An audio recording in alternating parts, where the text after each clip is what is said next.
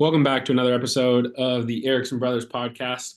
My name is Jeff Erickson. I'm your co-host coming to you from sunny San Diego, California. I'm here with my older brother, Matt Erickson. And on this podcast, we talk about the questions we don't know the answers to. And we talk about the investments, the possible returns of life's investments.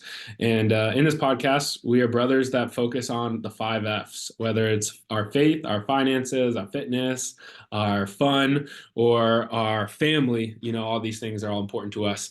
And man, I've the privilege of coming to you today, starting out the new year around January 2nd. Matt, first off, your beard's looking good. Starting out the new year hot with a little beard, man. It's looking good. Yes, it's the winter experiment. I've been growing it myself, and we'll see how long it lasts. It's getting a little itchy and annoying, but hey, I keep getting compliments on it. But it is a Tuesday. It's the first Tuesday of the year, and yeah, we don't always record on Tuesday, so it's always different to see where the head's at after a work day as opposed to a weekend. So good to be. Yeah, and we started this podcast a year ago, so that's cool. We had a goal of doing every single week in the year, and obviously life happened, and we were consistent, but we weren't consistent with once a week. We were consistent with more like every other week. I believe we ended up knocking out 24 episodes over the course of the 52 weeks. So, Wow, yeah,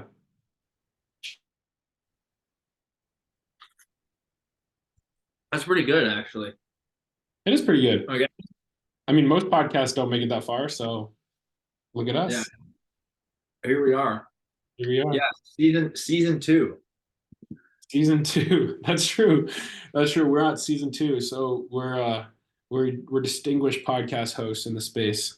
hmm Yeah, now that we're veterans, we have so much wisdom to impart upon it, and the entirety of this podcast has flipped. We are no longer answering questions we don't know the answers to. We know all the answers, and therefore you should listen to us. This is But now no, this is now a question and answer podcast. So yeah, submit your questions, and we'll tell you what your answer should be. yeah, you don't even need to ask the questions. That's how good we are at answering things now. So no, but in all seriousness, we are the first ever podcast to not know what we're talking about, and we are documenting and sharing life with everyone. But we're coming to you guys transparently and not necessarily knowing if we're talking about it is real or is 100% correct. But I think the transparency is where I find value in it, and hopefully you guys can too. So, Jeff, January 2nd, we're already 0.3% into the year. What is how is 24 going to be different for you than 2023? 2024 is going to be great. I'm really excited. A lot of my goals are business goals and finance goals, so that's kind of how my mind operates. My girlfriend Kayla and I have a goal of doing the Bible in a year.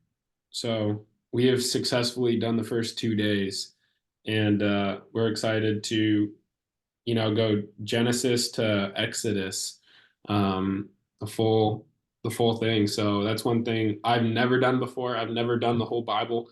There's a lot of stuff in the Old Testament, like Leviticus and Judah and like some other like random books that I've never even spent much time in at all. So I think doing a deep dive is gonna broaden my faith and broaden my Christianity. But yeah, it's a little bit of kind of some of my focuses. Nice, nice. We finished in our Bible study. We finished our study on Ephesians, which is so commonly talked about just because of how dense it is, and really there's just so much to pull from. But the leader of the Bible study asked me, he said, Matt, what do you think we should do next? And I said, well, let's do Deuteronomy. Like, Jesus quotes Deuteronomy a ton. He references the Old Testament all the time. including Deuteronomy, and it's hardly ever talked about. So it was a half sarcastic, half real answer. So we'll see where we end up. We might do Exodus. Um, so, but yeah, I think that's very exciting that you guys are going to do that, and I'm sure there will be a lot of newfound takeaways. So, Yeah, already is, and going through the Bible app, like the U Version Bible app, the famous recapper, Miss Tara Lee Cobble. She's like she's like the biggest name in in the devotion space right now. So I'm looking forward to learning from her as well. And yeah, just trying to grow in every area of my life. I think naturally, just for me, all I want to talk about is business. Every single conversation I have is I feel myself like wanting to talk about business and how that kind of is affecting my life. But I think being what able is what does business mean to you? That's very broad. That business in regards to the business that I'm in, and in regards to making money and investing and creating generational wealth and growing my clientele and growing my sales team. Like all of these things excite me, and all of these things are very fascinating to me. So I just like Mhm. talking about them. Got it. Got it. And how have people been receptive to that? Well, the majority of the people I talk to also work in the business that I work in. So I would say Yes. they've been very receptive because they also are doing what I'm doing, and they're also very similar to myself. But um, yeah, I mean, I think a goal of 2024 is to get Kayla more active in the business, and I want to see what I can do so she starts being able to spend more time here, and obviously getting her contributing more is gonna really take this thing to the next level too. So um, that's one thing is something I'm looking at doing. Cool. Cool. Yeah. What about you? What are some of the focuses you have for 2024? Are they different? Do you have some specific things you're looking at? Like, what are your thoughts around that? I think reflecting in 2023 first, 2023 was great. I had a lot of new friends, was able to keep old friends. Just really enjoyed it. Just really enjoyed life. It was great to be in New York. My roommates were awesome. Uh, Coworkers were great. Uh, Work gave me a lot of opportunities. So just in 2024, it's sometimes I feel like if things just continued on the path, like growth in a lot of those areas, growth in friendships and taking on more work and doing that. But a lot of things went well. I'm very grateful for that. So I don't want to skim over that at all. And 2024 is on the right track. Another year older, another year wiser. But if it could be more of the same, that would be pretty good with a few little exceptions. But Hmm. um, yeah, would just continue to keep it rolling. Yeah, So mhm. that's good. I say that's like best case scenario. Like, do whatever you did, just more of it, right? Or just like improve it in any way. Um, but to be able to Mhm. say that about a year, I think that's a big accomplishment. As you want the same out of the next year. Mhm. Mhm. Yeah, so definitely the same avenues, just 1 year further, 1 year better. Um, Continue to like live into my life here in New York City and um, really reflecting. I was able to go to Colorado 7 times in 2023, which uh, there's a lot of like that was definitely like a irregular year. Hardly ever do we do Christmas and Thanksgiving at home. Hardly ever. I've never traveled back to Colorado for work. I've never traveled to Colorado with my friends. given what happened with our dad, that's never happened. So there's a lot of like one-off circumstances that led me to spend a lot of time in Colorado, and with our parents too. So that was great to be able to do, and we'll see where that goes as well. But just continuing to live in wherever I'm at that moment. Um, I have a few trips planned coming up already, so it's it's going to be a good 24. Cool. Cool. Mhm. Few trips planned. What do you have planned out? Well, work. Going back to Colorado next week. Nashville for work in 3 weeks. The Netherlands over the summer. Going to Deer Valley, Utah over the summer. Uh, Going to Tahoe this spring. So we'll see what else is in store, but that's kind of what's on the soft calendar already. That sounds pretty cool. Yeah, yeah. I don't know how I continue to get a lot of these opportunities, but I do. So yeah. Love it. Mhm, mhm. Well, one thing I wanted to talk about was our cold plunge from a few probably a week ago now, Mhm. and you do it a lot. So I was wondering um, what your thoughts are around cold plunges, why you do them. I'll share my thoughts. They're going to be different than yours, but let's talk about that. Yeah. So I gotta say, this cold plunge was the coldest of cold plunges I think we could have done. Give our audience some context.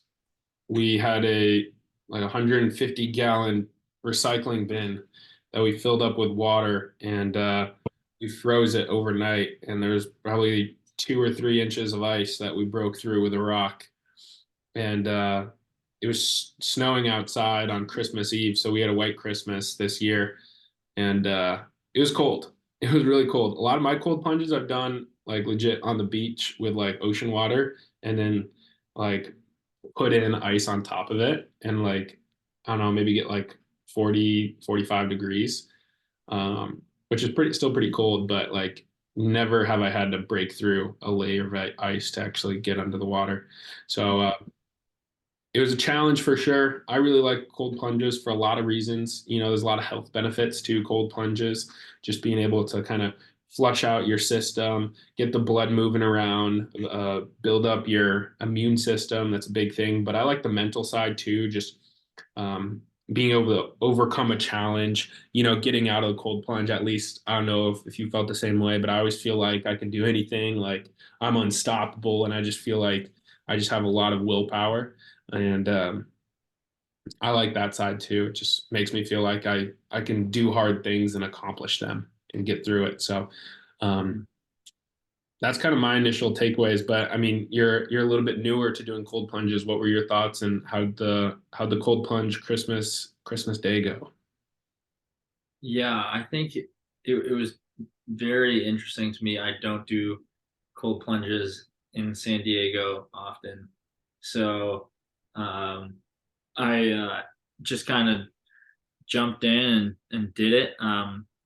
When my friends asked me about it after, one was like, "Oh, I just thought it was like hose water you guys filled up and then got in," and I was like, "Well, initially it was hose water 48 hours earlier, and then it was ice water for the next 24." So like it was interesting to hear how people's perceptions, they just thought it was like just water. Um, and like a lot of friends asked me what the like what why I did it. And I was like, apparently it like decreases anxiety. And then we started joking around how like your body actually probably goes into like a fight or flight Mhm. state to where you actually have a real problem of keeping your body temperature up, and not these fake problems of sending emails or what numbers in your bank account, or like these just 2024 problems that we make up, like the try your body trying to fight it's and like stay alive was pretty interesting, and I definitely did feel good after.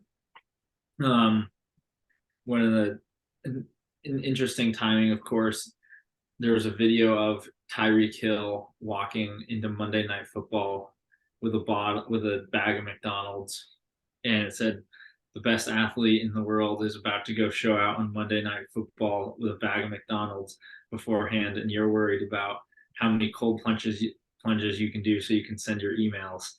And it made me laugh. Um, and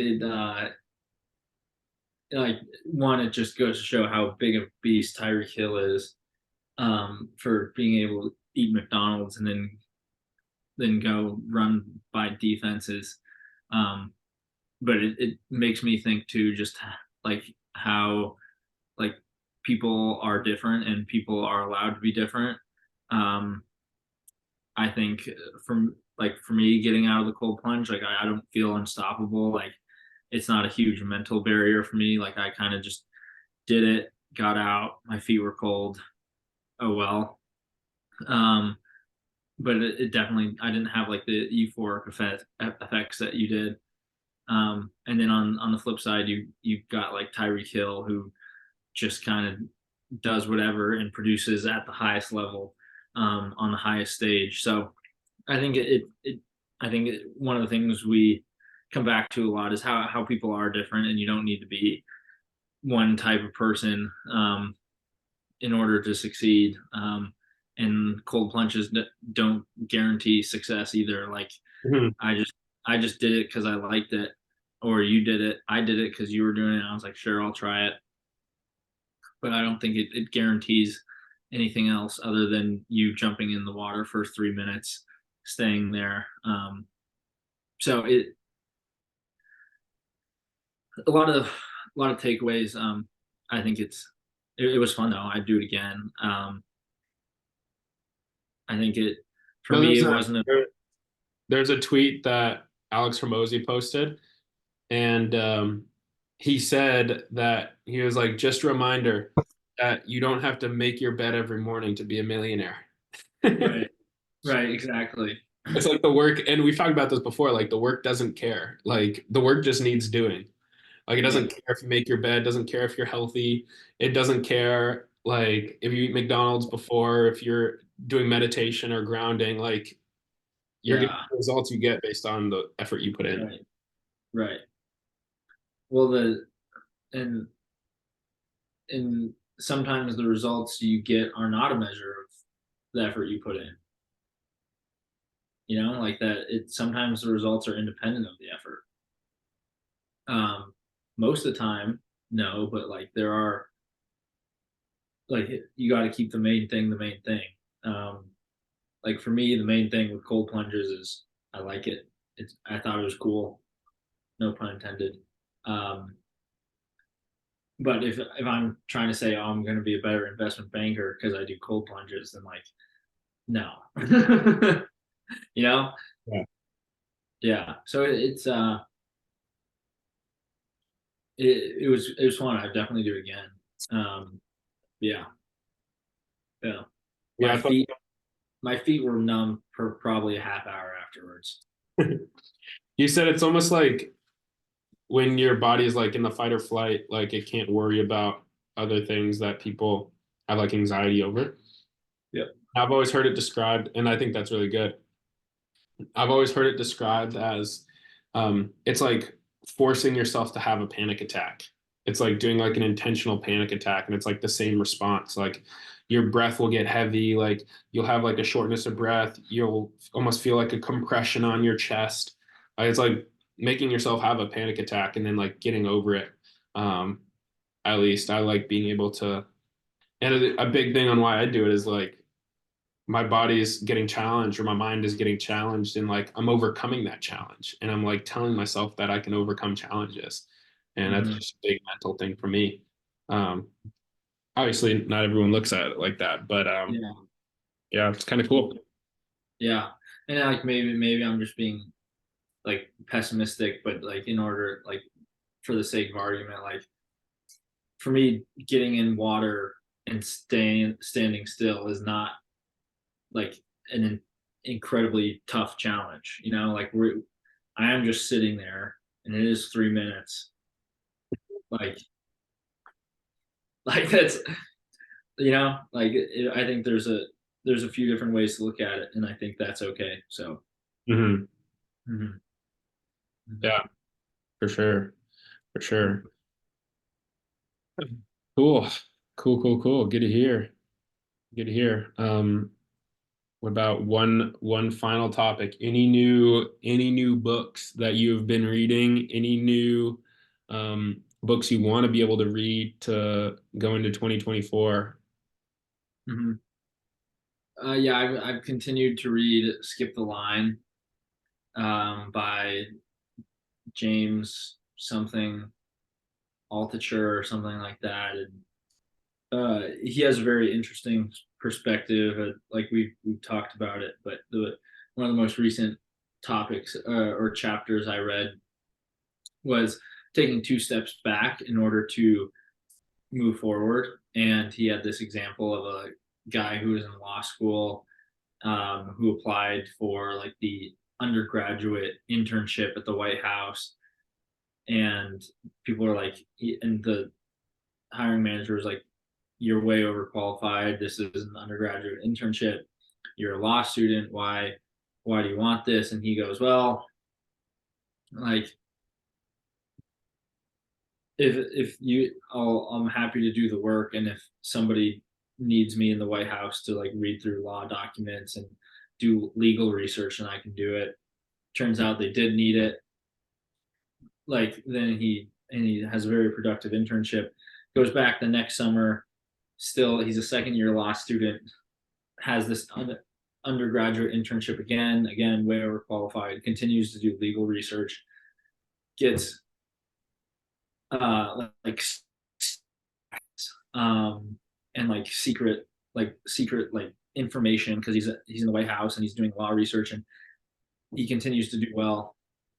And then he uh, finishes out law school, and he applies for a job, and his competition is like Yale, Stanford, Harvard law students, and he thought he had no shot of getting it. And then he ends up getting this job because he had the security clearance already, and it pretty much saved the CIA. He was applying for a job at the CIA, pretty much saved the CIA tons of time, tons of money, and they ended up taking him over some people who were at more esteemed law schools. So it was just an interesting case study of being able to humble yourself in certain situations in order to move um, steps ahead. And I think like that's pretty hard to do. I think that in like my sphere of influence, like an obvious example of that is like people going the junior college route over Division I baseball. They end up not playing for a big school, but they get reps, they get innings, and they get at bats. They get better, and then they're able to have like a launching pad into a professional career or into an even better Division I program. And if they had gone to a Division I program their freshman year, they would have sat, not gotten better, and just stayed the same. So um, it's it, it's interesting, and it definitely applies. I'm trying to think of like in my own life now where is there an opportunity to take two steps back in order for me to be launched forward, Mm. and I haven't come to that conclusion yet, but um, that's where my head's at. I think that's good. And being able to kind of like take the unpaid years, because like I mean this is case study example. The guy is probably taking a position that or you mentioned he's overqualified for. That means he's probably getting underpaid for the position. Mm-hmm. Right? And being able to humble yourself, be underpaid for 2 or 3 years, build up the experience, and then be able to use that experience to now get in a season of his life where he's going to kind of accelerate past where he would have been had he not taken that position. So Warren Buffett always talks about how there's a season of earning and there's a season of learning. And when you're first in your career, you should be in the season of learning. You know, Warren Buffett, he mentioned this even with his life. Like he wanted to, he wanted to work literally for free for this like hedge fund guy at the time, and that was like his plan, is like just to learn as much as he could without making any money. And then once he had that information, to actually later in his 20s and early 30s to actually be able to go apply it. So I think that's really good. And I think that's a lesson I think a lot of us could take away in terms of what it looks like, especially early in your career. Like you don't have to maximize your income early on. You know, you can get the experience, kind of do the groundwork, and then go from there. Mm-hmm. Mm-hmm. So yeah, I'm trying to figure out what that might look like. And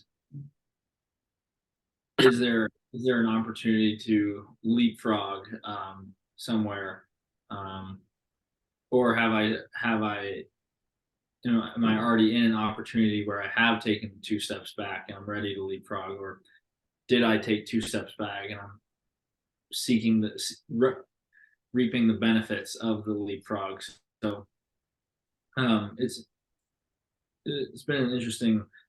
I read the chapter a few minutes ago in the sauna, so I've been thinking about it since. But um, yeah, man, yeah.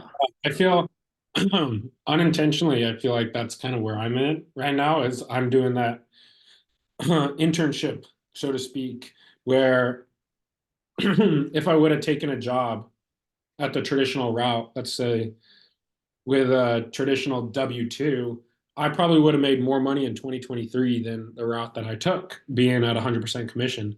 So, but I don't know if I would have learned as much, and I don't know if I would have set myself up as much as I'm going to be set up this year in 2024. So it's definitely a good perspective to hear stories like that and to hear success stories of people that kind of paid their dues up front, and it paid off for them long term. Mm-hmm, mm-hmm. So, Cool. are you reading any books? Yeah, there's this one book I started reading called The Millionaire Success Habits, and it just talked about how like success is like baseball, and how not every single time you're going to have this home run, like grand slam kind of thing, where you're going to have the perfect client. They're going to do 100% of what you want, and it's going to work out 100% of the time, or like you're going to learn that you're going to land the deal, or um, you're going to land whatever it is. Like very few times you're going to hit that home run, or like even like the grand slam, and that you actually become a Hall of Famer in business just by getting on base, right? Whether that's just getting walks or just getting singles, and you become a Hall of Famer long term in what it is that you do, just by showing up and just by getting like doing what you say you're going to do, right? Even like as little as that is like showing up every day, being consistent and doing what you say you're going to do over a 20 or 30-year period, right? You're going to be a Hall of Famer. And I like that with baseball because it's not like just the single up the middle isn't very glamorous, but I mean, you make a career out of it. You're going to do very well. And that's one kind of story he gave to kind of open up the book with Millionaire Success Habits, is it's just like just doing the boring work consistently for a long time is what Mm-hmm. makes you a legend. Yeah, yeah, and I think of the people who have built a career on singles up the middle, who also have those grand slams to Yeah. complement their career. Um, like the people who are able to hit singles up the middle put themselves in situations to hit the grand slams. Um, and like you could think of like anybody like Michael Jordan, Derek Jeter, like anybody, like they've had so many points, they've had so many hits, but there's probably three that everybody remembers. Um, and those could be the grand slams in basketball. Like the jumper is always going to be worth 2 points, but sometimes it's when the time is running out. Yeah, So it's in the playoffs and it's a buzzer beater. yeah, but it's the same play as it was in Hmm. Yeah, October. yeah, no, And and I think that's a good lesson too. Is like just because of you doing it over a long time. I mean, the far end of the average, right? The far end of the bell curve is going to be your playoff home runs, and it's going to be the big deals that you land, your big clients. I mean, stuff that's can be like career defining moments for you. Um, but yeah, I think that's really good. And that kind of helped me, especially with the business that I'm in, dealing with clients, dealing with something that's traditionally boring, like life insurance and retirement accounts is traditionally boring, not very exciting at all the times. But one thing that makes you a legend is just consistently talking to people, consistently representing the firm, consistently showing up and making phone calls, and you build a career on that. Um, I mean, you're gonna be in the Hall of Fame long term. So Mhm. Well, I think it doesn't guarantee that, but the only way to get to the Hall of Fame is to be consistent and to show up and do it for decades. Like hard work does not guarantee success, but there's no way you'll have success without hard work. yeah. Like you gotta step up to the plate. Just because you step up to the plate does not guarantee a hit, Mhm. but there's not getting a hit if you're staying in the dugout. So Yeah. Yeah. like it's like you got to do the right thing, but it's interesting. Like there's the people that have the 3,000 hits that we don't know about, or the people that put the same amount of time in the batting cage in the weight room that did not have the same success. So you got to have both the hard work and get lucky. But the only way to get lucky is to put yourself in those situations through hard work. So Yeah, you can guarantee you're not going to be successful by not working hard, regardless. yeah, yeah. So it's Yeah. Cool. Cool. Good to hear. Well, I think that was a good intro to episode one, season two, and good intro to the new year. I'm excited for what we got ahead, and I'm excited to um, continue this pod. Talk about singles up the middle is this podcast, right? And it's gonna be big time if we stick to it. So I'm excited for what it's gonna turn into. right. And even like this podcast, even now, could be us in the batting cage, hitting off the tee. Like who knows what it is, and hit us hitting off the tee doesn't guarantee a single up the middle, but we can hit off the tee a lot, and we can be ready for whatever's next. So Yeah, 100%. 100%.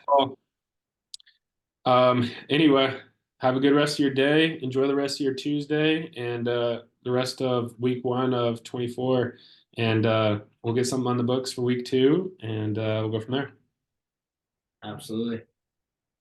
Cool. Well, signing out January 2nd of the new year. We'll Mhm.